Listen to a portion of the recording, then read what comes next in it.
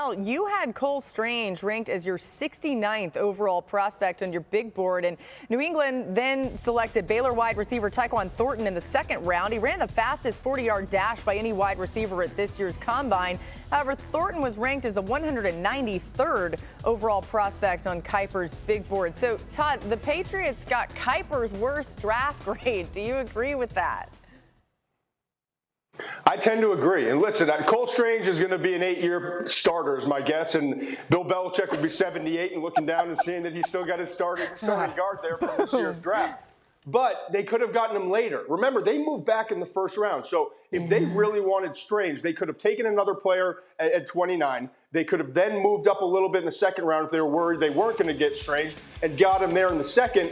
And then you could have gotten Tyquan Thornton in the third round. That's where everyone I talked to had him graded in the third to fourth round range. So to me, it wasn't that they got bad players. These guys will contribute. It's where they got them and not knowing the draft and where players were going to fall.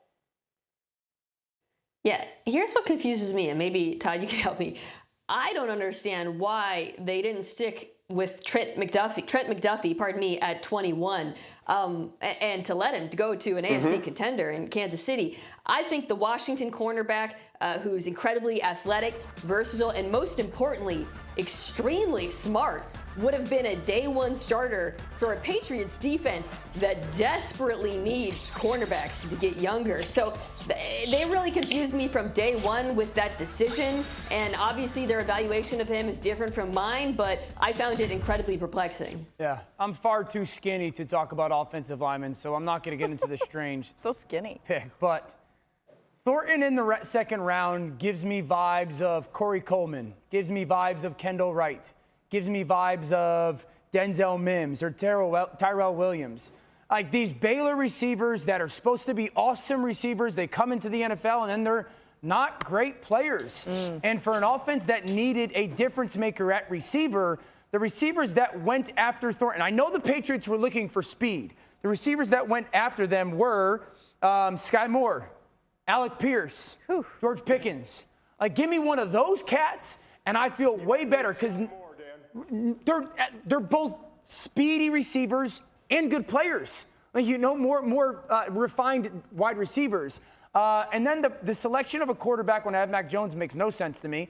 And then the selection of two tailbacks when I have Damian Harris and Ramondre Stevens makes absolutely no sense to me. So I get it's the Patriots, but I'm confused by a lot of what they did.